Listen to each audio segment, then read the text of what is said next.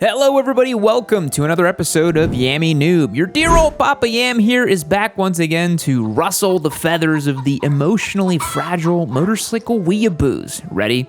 Brace yourself. European bikes are better than Japanese bikes.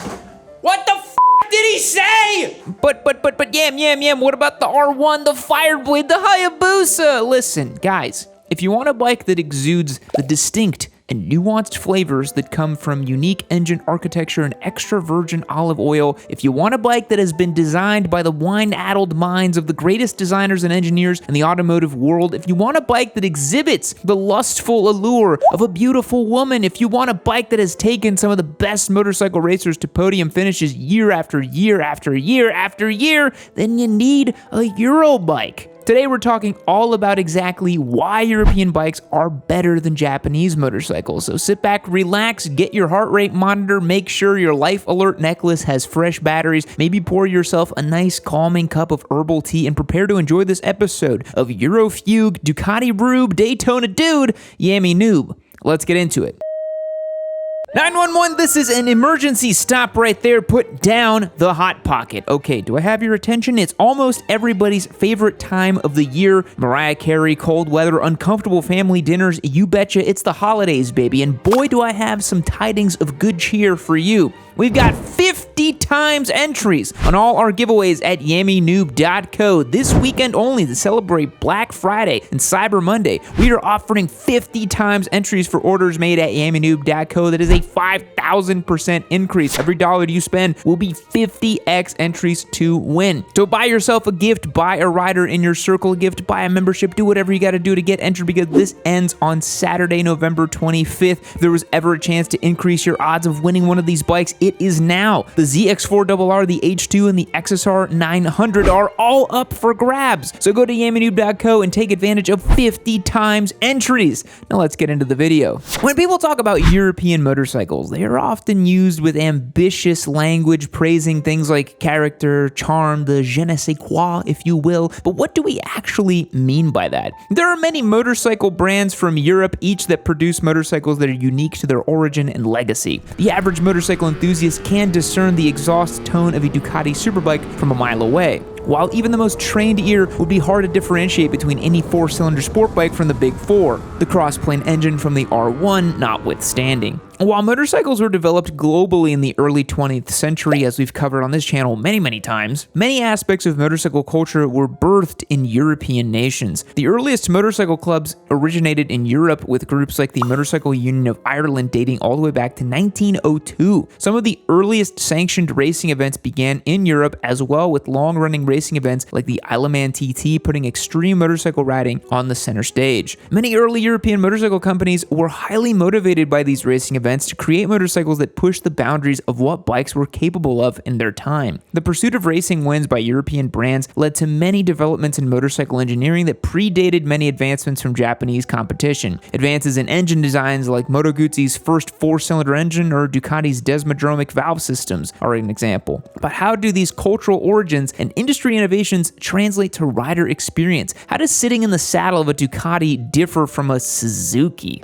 Ugh. The most glaring difference stems from the engine architecture. An easy example to look at is Ducati, who are usually the poster child for, quote, European bikes, as their prevalence extends beyond riders and enthusiasts. Ducati is one of the few brands even suburban normies recognize. They usually know Harley-Davidson, Honda, and Ducati. Since the early Panta days, Ducati has always utilized L-twin engines. The early models were air-cooled, thus necessitating the L versus V or P-twin layout to ensure even cooling across both cylinders. The way a Ducati L-twin sounds and makes its power is very unlike most motorcycles made before or since. This unique engine design paired with other unique features like Desmo valves or dry clutch packs are truly part of what makes Ducatis unique. These engines bark, grunt, and burble in a way that is so unlike the succinct sewing machine soundtracks of a traditional parallel twin or inline-four engine. They also make power differently than a four-cylinder engine. If you look at Ducati's racing successes, of which they have the most in World Superbike history, but recently again in World Superbike and in MotoGP, they've been kind of killing it lately, they have claimed the use of an L-twin and now a V4 engine compared to traditional inline inline fours. Creating a much broader torque spread, sometimes at the expense of top horsepower, has contributed to many racing dominations over the last 40 years. Aside from road racing, other European brands like Triumph, Norton, or BSA are responsible for much of the retro style that's become popularized and adopted in recent years. Every 20-year-old in a built not bought t-shirt with a clapped UJM project bike owes credit to the early British cafe racers of the 50s and 60s, of which the Japanese copied a lot of their style. These riders took traditional British roadsters, which were small displacement parallel twin motorcycles, stripped them of their unnecessary parts, tuned their engines, and modified their ergonomics to make them as quick and performance-oriented as possible. Much in the way the chopper culture influenced the way Harley-Davidson started developing their motorcycles from the factory, cafe racer culture has also come full circle and influenced the way British roadsters, retro bikes, neo bikes, heritage bikes, and so on and so forth have been designed and styled. A massive segment of motorcycling that still exists today is credited to the British Roadster and the custom bikes that came after it. Take the Triumph Bonneville, for instance, a motorcycle that is legendary in its own right and still holds the gold standard for a modern retro bike. It's also the motorcycle that urged Harley-Davidson to build a Sportster, a motorcycle that's also been iconic in its 70-year run. European riders are also responsible for the original Hare Scrambler races, where riders would modify their street bikes to traverse all sort of off-road terrain to get from point A to point B by any means necessary. This style of racing and the modifications done to bikes make them capable of competing. It gave way to the Scrambler style of motorcycle, a genre of motorcycle that is still primarily made by European brands. European motorcycle manufacturers have consistently proven themselves in motorcycle road racing. As I mentioned, Ducati has a long and successful history in motorcycle racing, particularly in the Superbike World Championship. They've won numerous titles in both the Riders and Manufacturers Championships. Ducati's most famous rider is probably Carl Fogarty, who won 4 World Superbike titles for the team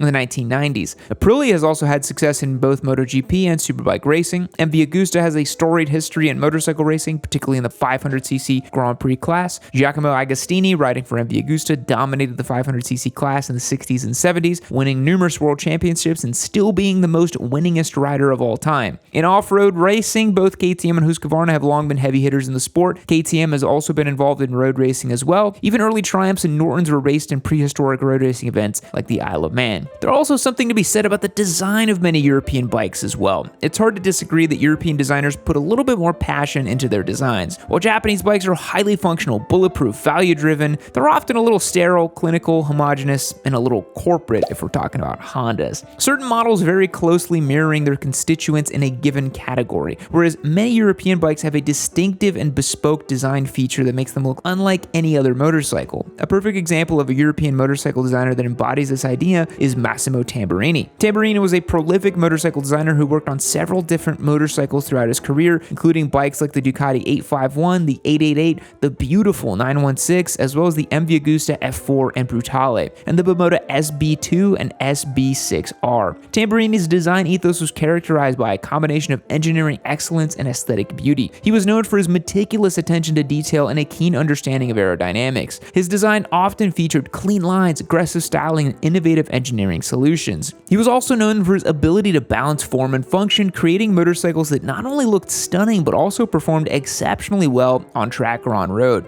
Bikes from his resume have been so revered, they've literally made their way into exhibits in museums like the Guggenheim. We know about the different aspects of what make European motorcycles unique, but we still need some specific examples of why they're better than the competition. So let's look at a handful of different segments of motorcycling to see whether the proof is in the pudding, or the mousse, or the tiramisu, or whatever European dessert you want to imagine. We'll start from the top, the upper echelon of performance and capability, superbikes. From Team Europe, we have bikes like the Ducati Panigale V4S and R, the Aprilia RSV4 Factory, compared to the Honda CBR RRR SP Fireblade and the Yamaha R1M. For Ducati, the Panigale is rocking an 1103cc V4 that puts down 210 horsepower and 91 foot-pounds of torque. This bike is top spec everything in regards to brake and suspension, but that is pretty universal to every bike mentioned in this category. The Aprilia RSV4 Factory is right there with it with 217 horsepower and 92 foot-pounds of torque, whereas the Fireblade makes just 215. Okay, the Japanese superbikes in this category hold up to European competition. I can't really sit here and tell you that the Panigale just smokes the Fireblade. I mean, a person's unique predilections or brand allegiance may cause them to gravitate towards a particular bike, but there really isn't room to say that one bike absolutely smokes the other. However, I will say just a regular Japanese leader bike like a Gixxer 1000 or ZX-10R does not have the same flair or pizzazz as a V4 superbike. That's just a fact. And if you want to look at racing success, I mean, it's pretty obvious the Ducati Panigale V4R in the hands of Alvaro Bautista and World Superbike is absolutely demolishing every other bike in that category, so it is what it is. European bikes really start to stand apart from Japanese bikes when you look at more specific categories. As mentioned, Eurobikes have the Retro Scrambler and Neo-Retro segment on lock. There is, of course, the Triumph Bonneville and the subsequent models based on platforms like the Speed Twin, Thruxton, and Scrambler. The Bonneville is the OG and still the gold standard in many respects. The Bonneville has that grunty 270-degree twin, everything is metal, very little plastic. It is a solid bike that exudes British design. Ducati, of course, has their own line of Scramblers as well that I'm super fond of. I own a Scrambler Desert Sled myself. The Scramblers use Ducati's air-cooled 2-valve L-twin engines that make a healthy amount of power for a somewhat archaic design. They're stylish, and the last few model years incredibly modern with their new suite of electronics. BMW sells the R9T, which I don't necessarily love, but it is still a bike quite like anything else that the Japanese are offering. Like BMW uses this big dumb boxer engine that is antithetical to everything a motorcycle engine should be, and Bavarian boxer simps still just eat it up. What is the best Japanese retro roadster scrambler you can buy? Probably an XSR 900, but even that bike is barely considered to be a neo-retro. It's a hyper naked with a slightly more old school design. What else is there? The Kawasaki W800? That weird scrambler Yamaha Bolt model they made? I don't think so. An opinion that may be controversial to some, but European companies created the naked bike category and still kind of dominate the segment in a lot of ways today. The first true naked by some to be considered was the Ducati Monster. It had sporty performance and handling with stripped down and minimalist aesthetics and comfortable riding position. Suzuki basically just copied Ducati's homework and made the SV650, which adopted a lot of the same design characteristics and ethos, but was sold for a cheaper price. It's a great bike, but come on, the Monster is still the original naked bike. Since then, there have been naked bikes made by every manufacturer. Yamaha, of course, has the MT bikes, and now we have the Gixxer 8S and the Honda Hornet and the Z650.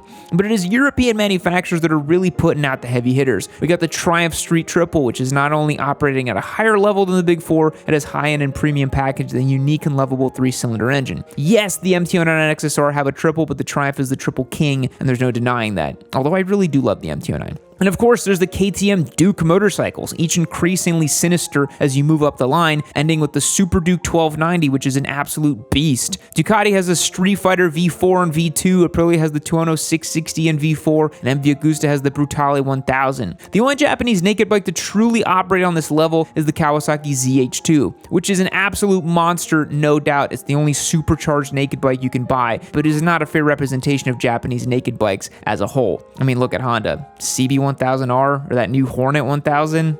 Come on. Japanese bikes tend to be advantageous in their approachability, both in pricing and versatility. For instance, Honda sells so many different types of motorcycles for every type of rider and every skill level, but trying to do everything for everyone, you often end up with a lot of bikes that kind of all feel the same. There are far more Japanese bikes that are kind of just mushed into the meh category than there are standard heavy hitters, you know? European manufacturers are even creeping into the beginner bike segment, an area of motorcycling that the Big Four has had a stranglehold on for a very long time. KTM and Husqvarna have been selling some of the most competitive beginner bikes with the Duke 390, RC 390, Svarpillen 401, and Vitpillen 401. Hell, even Triumph has now eked their way into the beginner bike territory with the new Street and Scrambler 400 models. As far as enduro, supermoto, even adventure bikes, European manufacturers kind of carry the flag as well. Any supermoto enduro for KTM or Husqvarna will decimate Japanese bikes like the KLX or CRF 300L or the DRZ 400. Seriously, ride a KTM dirt bike and then ride a comparable Japanese one. It's just night and day. BMW has obviously paved the way for adventure bikes with the R1250 GS, which sees a big update in 2024. And then we have the Duke 1290 Adventure, the Ducati Desert X, the Husqvarna Norden 901, and even the Aprilia Touareg 660. European brands have a good hold on touring bikes like the Multistrada, Triumph Tiger 1200, or the big beefy K1600 unit from BMW. I will say though, the Japanese bikes do have the Tenere 700 and the Goldwing. Those are monster heavy hitter bikes that can probably do everything that I just mentioned the other bikes do, but we don't really talk about adventure bikes on this channel. Come on, and it's the end of the video, Yam, so wrap it up.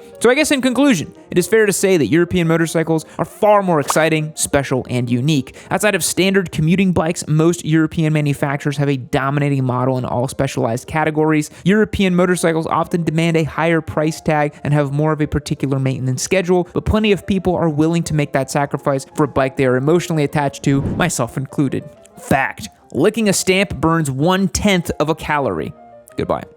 Oh, I love being here inside of the warm embryonic fluid of Valentino Rossi. Me and him just sharing foods together. Maybe he's gonna eat some pizza or some pasta here in the hills of Tavullia. But you know where else it's nice and warm and cozy is this next episode of Yammy Noob you can click on right over here. I'd love for you to watch it. But anyways, I'm gonna stay here hanging out. Me and him might go onto the track later, but I'll catch you guys later.